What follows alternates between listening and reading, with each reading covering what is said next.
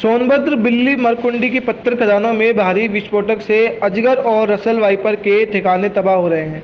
5 पत्थर खदानों पर एनजीटी की कमेटी गठित की गई है। अब नपेड़ी खदानों की गहराई उक्त बातें प्रेस से साझा करते हुए याचिकाकर्ता तिलका माझी फाउंडेशन के तितीशा और अधिकता विकास ठाकर ने कही है।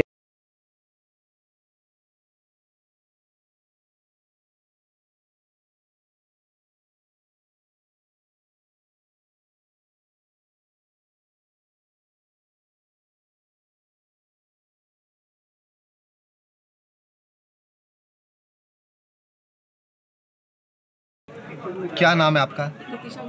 आज प्रेस वार्ता किस बिंदु पॉइंट के लिए हो रहा है? जी,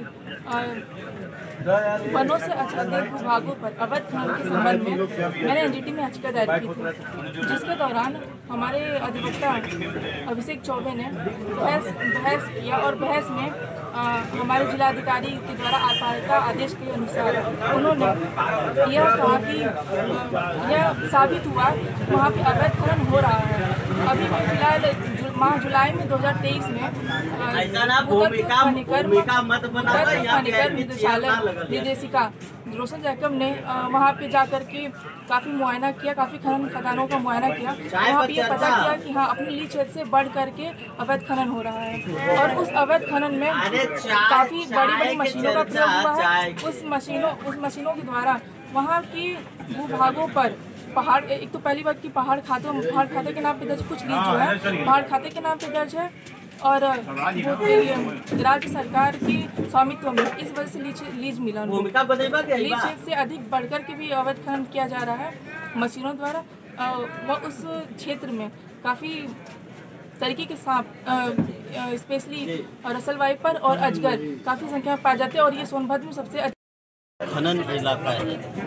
वहाँ पर जो पहाड़े हैं, वन विभाग और राज्य सरकार के मिलजुला नंबर थे। इन नंबरों का जो डिमार्केशन हुआ है, पहले से ही जो वनों से आच्छादित जो इलाके थे उसे खोद दिया गया था। बाद में डिमार्केशन के बाद जो पहाड़ियाँ जो खोद दी गई थी उसको बाद में सुरक्षित वन कर दिया गया और फिर जो पहाड़ी जो सुरक्षित वन में मौजूद था उसे राज्य सरकार को बता दिया गया। इस तरह से राज्य सरकार की लीज के नाम पर, उनके ज़मीनों के लीज के नाम पर पूरे के पूरे जो वहाँ वन संपदाएँ थे उसका जो खनन माफिया हैं उन्होंने पूर्ण रूप से वनों के अस्तित्व को समाप्त कर दिया।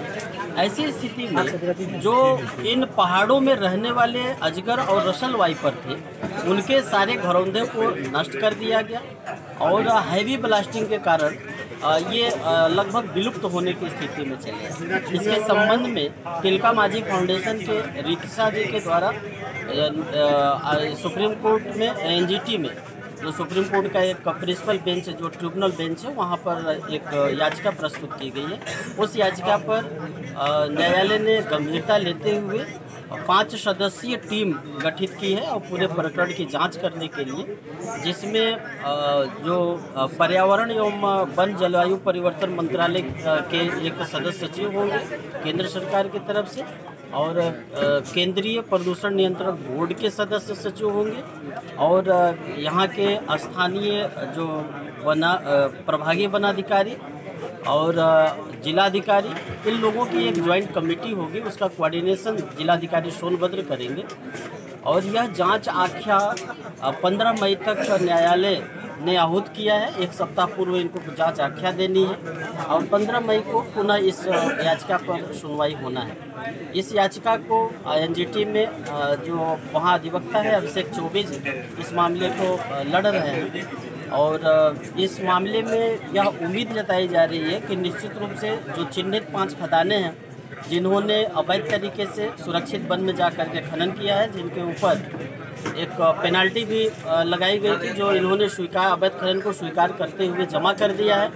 इसके संबंध में बहुत ठोस कार्रवाई के बाद इनके अभी जो गहरी खदानें हैं, गहरी खदानों पे भी अभी नापी होगी, अवैध तरीके से खदान है। और इस मामले में अब तक सबसे महत्वपूर्ण बात यह है कि जो डीजी सेफ्टी माइंस है, डीजी सेफ्टी माइंस को भी इस कमेटी में रखा गया है और डीजी सेफ्टी माइंस बताएं कि सोनभद्र की जो पहाड़ियों में जो इतनी गहरी खनन हुए हैं और जो वहाँ एक्सप्लोसिव यूज होता है उसके लिए उनकी क्या पॉलिसी है।